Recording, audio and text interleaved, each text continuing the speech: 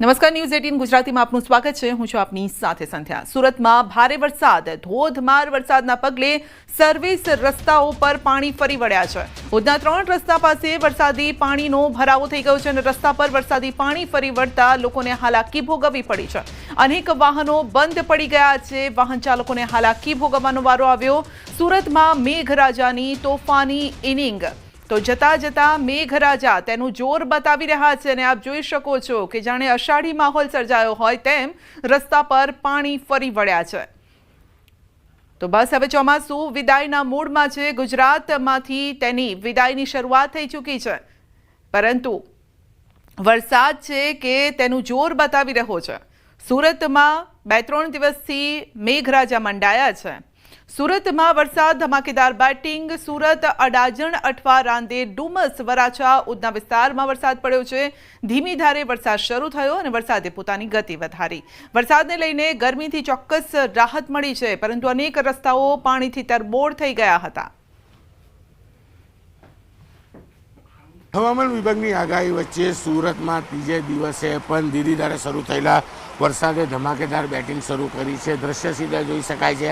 કાળા ડિબાંગ વાદળો વચ્ચે શરૂ થયેલા વરસાદે ધીરે ધીરે પોતાની ગતિ વધારી છે. ત્યારે ઉપરવાસમાં પડેલા વરસાદને લઈ ઉકાઈ ડેમમાં સતત 60,000 ક્યુસેક પાણીની આવક આવી રહી છે. તેની સામે 46,000 ક્યુસેક પાણી તાપી નદીમાં છોડવામાં આવી રહ્યું છે. હાલ ઉકાઈ ડેમ 345 ભયજનક સપાટી છે, તેની સામે 342 ફૂટ પહોંચવા આવ્યો છે. એટલે કે માત્ર 3 ફૂટ ઉકાઈ ડેમ તેની ભયજનક સપાટીથી બાકી છે. ત્યારે ઉકાઈ ડેમથી છોડવામાં આવેલા પાણીને લઈને સુરત આવતા આ પાણી 46,000 થઈને 1 લાખ કરતાં વધુ થઈ રહ્યું છે. હાલ લો લેવલ બ્રિજ વિયરકમ કોઝવે છે તે 7.43 મીટરે વહી રહ્યો છે. સતત પડી રહેલા વરસાદને લઈ લોકોને ગરમીમાં રાહત મળી છે, કારણ કે છેલ્લા કેટલાક દિવસથી વરસાદ પડવા છતાં પણ ગરમીનું પ્રમાણ ઘટતું નથી. બફારો છે તે વચ્ચે વરસાદ શરૂ થતાં, કારણ કે આગામી 2 દિવસમાં જ્યારે નવરાત્રિ આવવાની છે ત્યારે વરસાદને લઈને નવરાત્રિ આયોજકોની ચિંતામાં વધારો થયો છે.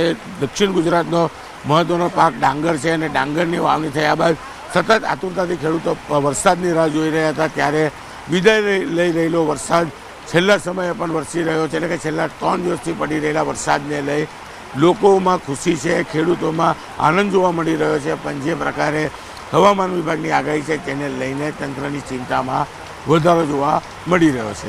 કેમેરામેન જીગર ગુગલ સાથે કીર્તેશ પટેલ, ન્યૂઝ 18 ગુજરાતી, સુરત. તો નવરાત્રીના જે ખેલૈયાઓ છે તેમની નવરાત્રી બગડી શકે છે, કારણ કે વરસાદ પડી શકે છે. હવામાન નિષ્ણાંત અંબાલાલ પટેલની મોટી આગાહી છે. નવરાત્રીમાં મેઘરાજા બોલાવશે રમઝટ. આગામી 72 કલાકમાં હવામાનમાં પલટો આવશે. તો 22 થી 25 સપ્ટેમ્બરમાં વરસાદની શક્યતા. 29 થી 30 સપ્ટેમ્બરે અતિ ભારે વરસાદની શક્યતા. કેટલાક ભાગોમાં અતિ ભારે વરસાદ પડી શકે છે. નવરાત્રિ અંગે જોવા જઈએ તો પણ હવામાનમાં પલટો આવશે અને નવરાત્રિની શરૂઆતમાં વરસાદ થવાની શક્યતા છે કોઈ ભાગમાં, પરંતુ તારીખ 25મી સપ્ટેમ્બરે પણ હવામાનમાં પલટો આવશે અને તારીખ 29 થી 3 સપ્ટેમ્બરમાં રાજ્યના ઘણા ભાગોમાં ભારે વરસાદ થવાની શક્યતા છે. કેટલાક ભાગમાં અતિ ભારે વરસાદ થવાની શક્યતા રહેશે. તો ગુજરાત પર વરસાદી સિસ્ટમનો ખતરો છે. બંગાળની ખાડીમાં સક્રિય છે સિસ્ટમ. વરસાદી સિસ્ટમ ગુજરાતના વાતાવરણમાં અસર કરશે. કેટલાક ભાગોમાં ભારે વરસાદ થઈ શકે છે. બંગાળ ઉપસાગરની સિસ્ટમ અને અરબ સાગરનો ભેજ, અરબ સાગરની સિસ્ટમ રાજ્યના ઘણા ભાગોમાં ભારે વરસાદ, કોઈ ભાગમાં અતિ ભારે વરસાદ લઈને આવી રહ્યું હોય તેમ જણાય છે. તો દક્ષિણ ગુજરાતમાં મોટો ખતરો મંડરાયો છે. દક્ષિણ ગુજરાતમાં ભારે આગાહી છે. સુરતના ભાગોમાં આફતનો વરસાદ પડી શકે છે. 29 સપ્ટેમ્બરથી 3 ઓક્ટોબર સુધી ગાજવીજ સાથે વરસાદની શક્યતા છે. દરિયાકાંઠાના વિસ્તારમાં ભારે વરસાદ થઈ શકે છે. દક્ષિણ સૌરાષ્ટ્રના ભાગો, સુરતના ભાગો, તેમજ ઉત્તર ગુજરાતના ભાગો, મધ્ય ગુજરાતના ભાગો, પૂર્વ ગુજરાતના ભાગો અને દેશના અધિકતર ભાગોમાં આફતરૂપ વરસાદ થવાની શક્યતા રહેશે. અને ગુજરાતના ભાગોમાં પણ લગભગ 29 સપ્ટેમ્બરથી 3 ઓક્ટોબર વચ્ચે ગાજવીજ સાથે કેટલાક ભાગમાં ભારે તો લગભગ દરિયાકિનારાના ભાગોમાં અતિ ભારે વરસાદ થવાની શક્યતા રહેશે. નર્મદા ડેમની સપાટીમાં વધારો, ઉપરવાસમાંથી 1,77,425 ક્યુસેક પાણીની આવક થઈ છે. હાલ નર્મદા ડેમની સપાટી 137.1 મીટરે પહોંચી છે અને સિઝનમાં પ્રથમવાર નર્મદા ડેમની સપાટી 137 મીટરને પાર કરી ગઈ છે, જેના કારણે ડેમના 10 ગેટ ફરી ખોલવામાં આવ્યા.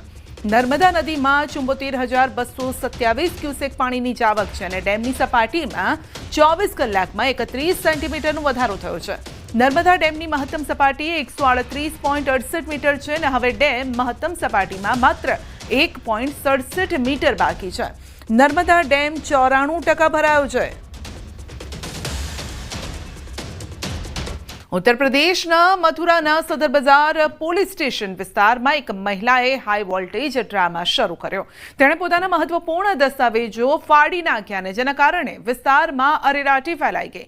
લોકોએ પોલીસને જાણ કરી. માહિતી મળતા જ પોલીસે પહોંચી અને મહિલાને સમજાવવાનો પ્રયત્ન કર્યો, પરંતુ મહિલાનો હોબાળો ચાલુ રહ્યો. પૂછપરછ દરમિયાન તેણે ખુલાસો કર્યો કે તેના પરિવારના સભ્યો તેના દુશ્મન બની ગયા છે અને જેનાથી તેના જીવન સંપત્તિને ખતરો છે, જેના કારણે તેણે ગુપ્ત રીતે વૃંદાવન આવી હતી તે અને મહિલાનો આરોપ છે કે તેના પતિની સાથે તેના ભાઈઓ પણ તેની પાછળ છે.